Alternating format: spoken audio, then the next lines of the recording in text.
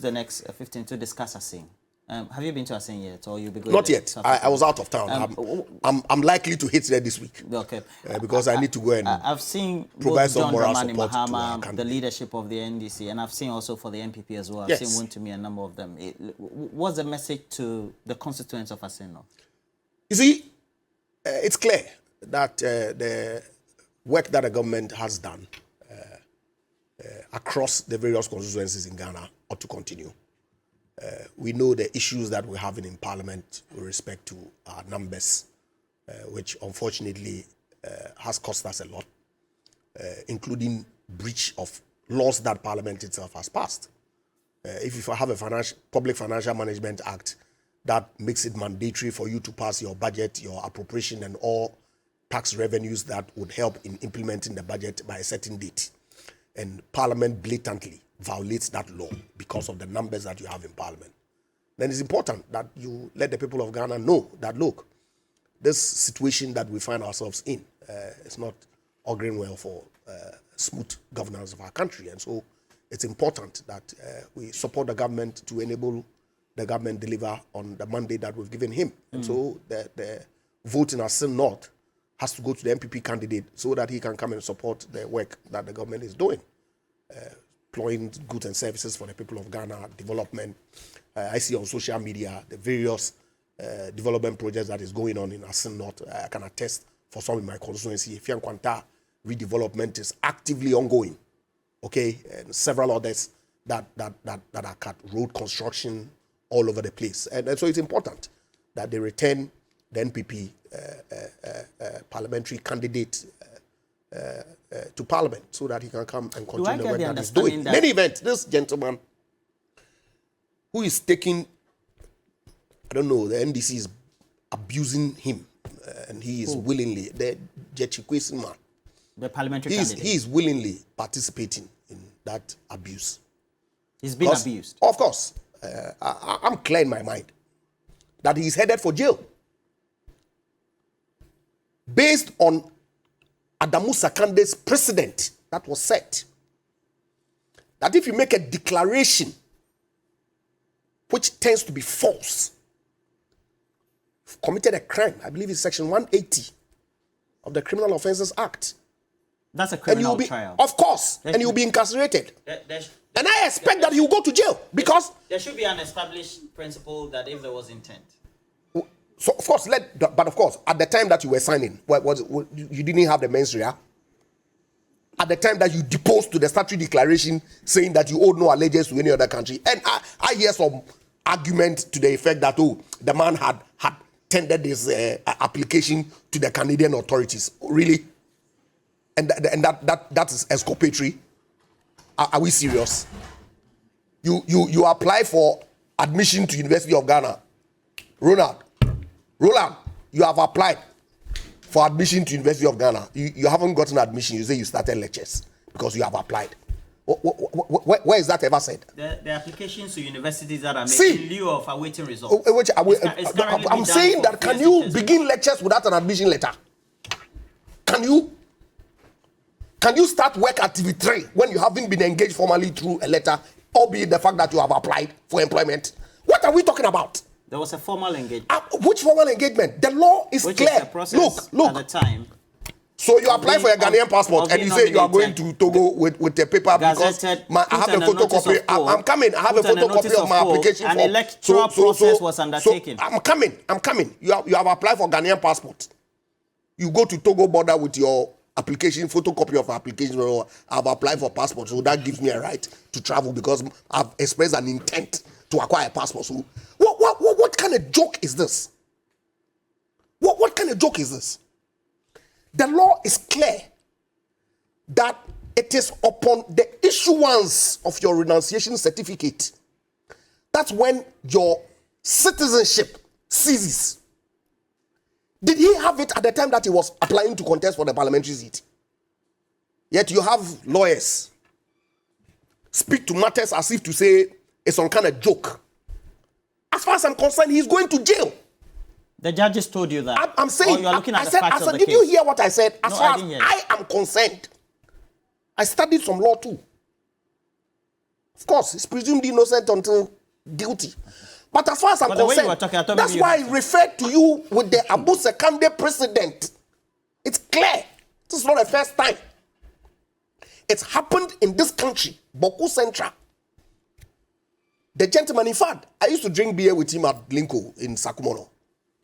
Okay, he went to jail for the same offense. That at the time that he deposed to the statutory declaration as part of his application to contest as parliamentary candidate, he had another citizenship other than Ghana. Same as this gentleman's. He's going to jail. No doubt at all. As per the facts.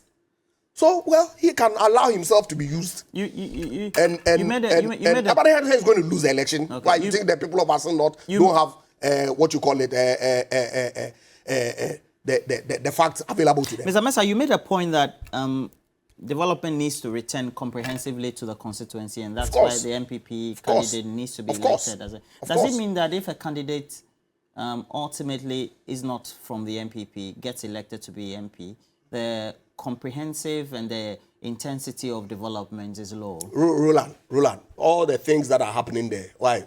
For the past 3 years, we've had an NDC MP who ultimately has been removed. Of course. That's why I'm asking the question. So that's not the question. Does it mean that we'll see intensified development if the gentleman who is the MP if you have a member of parliament who belongs to the governing party, he can... erupts positively.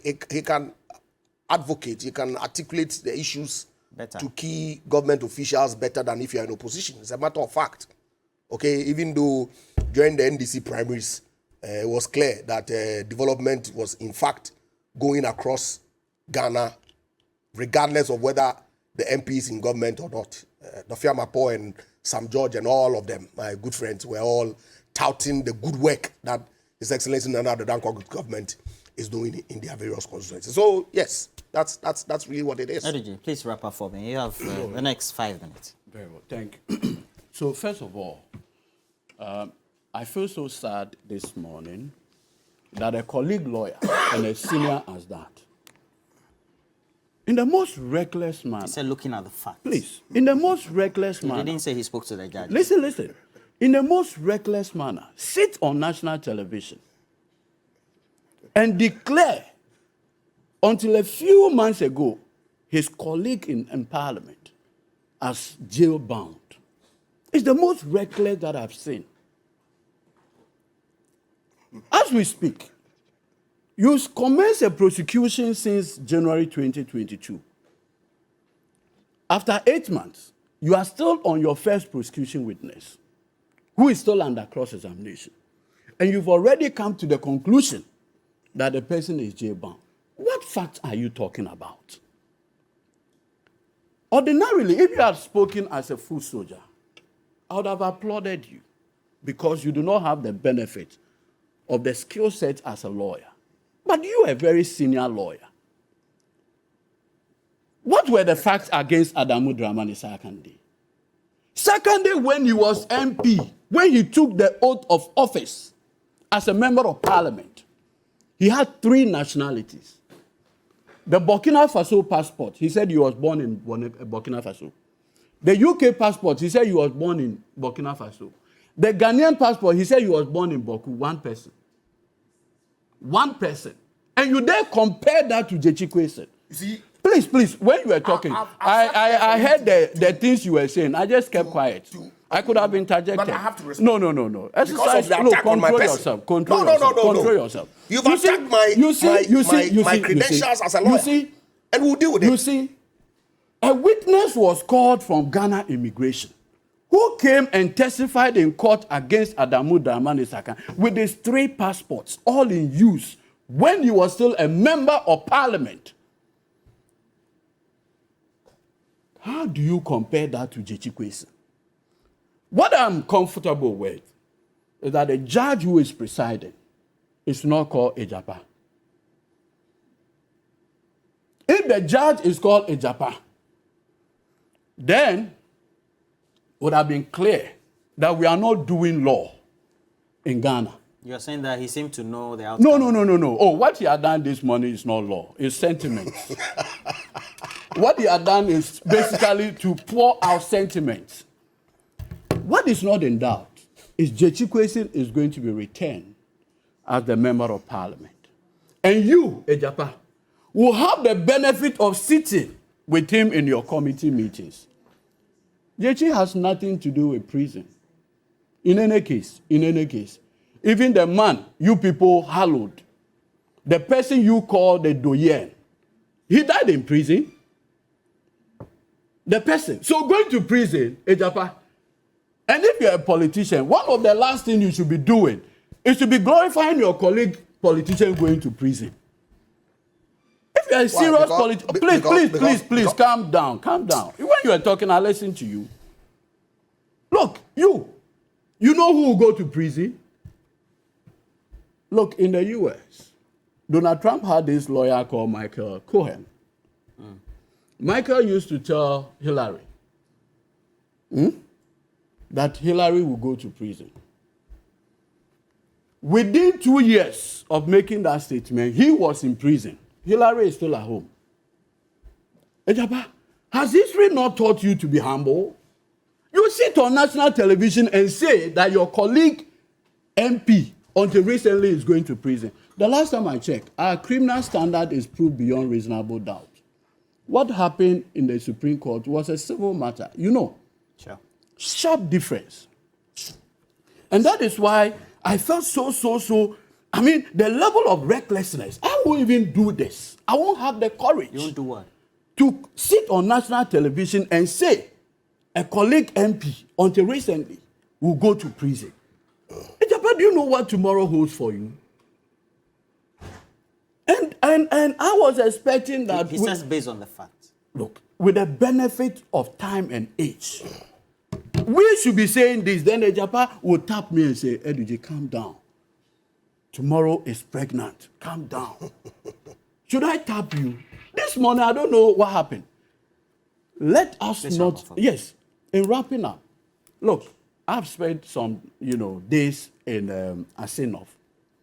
And I can tell you comfortably that the people of Assin North have come to the conclusion that the only reason why Akufo-Addo, Bawumia, and co are doing this against J.G. Kwesi is that they need the numbers in parliament to stop the LGBTQ bill. Look at that. And the people of Assin North, the Muslims in Assin North, the Christians in Assin North, the churches in Assin North, say, oh, is that the reason? So Akufo-Addo is not happy with the spirited move led by Speaker Bagbe to get the LGBTQ law passed. And so they need the J.G. Kwesi number in order to torpedo the LGBTQ. Who told you that? That is the game plan. And look, the imams in Assin North, Friday, the mosque visitations, the churches, yesterday, Sunday, the churches, all of them are saying, oh, is that the reason why they have ganged up, conspired against J.G. Kwesi? And that they want the additional number in order to pass obnoxious laws that would destroy the moral fiber of this country. When did you return from Assin? Yesterday. Okay, that's okay. And painfully, no. The people there are saying that they will not make that mistake of giving the Assin North MP seat to the MPP in order to stop the LGBT law. Yes, we were talking to the people. And you know what? We are decentralized. We have retailed. You see, we've retailed the campaign, and by retailing it, we go to houses, we meet people, and they tell us, oh, is that the reason why they are doing this to J.G. Kwesi? In order to get the LGBT law not passed, so that gayism and all of those things will become commonplace in the country. And people were so disgusted. Look, is that the reason why you want J.G. in prison? God forbid, it will not happen. As if Parliament is a one-issue chamber. Can you imagine such absurdity that these guys threw out? No, I'm coming. I'll deal with all the issues before we close. Oh, no, we don't have the time. Please. So just make it succinct and concise. Please. Such absurd comments to hoodwink the people of Assin not to vote for your candidate. They are not. They are very intelligent and Will you keep your mouth shut for me to speak as you told me when I was doing? The people in Assin North are very discerning. What's the meaning of this? To say that they are going to be hoodwinked. No, hold on. Oh, he interjected. We have to take a break. To say that the people we're taking a break, Assin North and then thank you. It's so unfair. Ronald, please. It's so unfair. We're wrapping up. They are very intelligent people. Please let him make his point. Please make it short. The people of Assin North, very intelligent. Please make your point. Just in 60 seconds. Let's talk about my colleague and all that. Why Adamu Sakande, he wasn't people's colleagues in Parliament. How do you compare them? Please, will you allow me to speak? Please allow him to. I will not allow him to misinform the people. No. Please allow him. You have what it takes to inform people. Please agree. At the time when Adamu Dramani Sakande was MP, he had 3 passports. Please, let's take a break. He had 3 passports. Now, Roland, please, look, I'm giving him the point to make a clarification. Then we close the show. Please. He has made his point. He just wants to re-argue, and he's not permitted.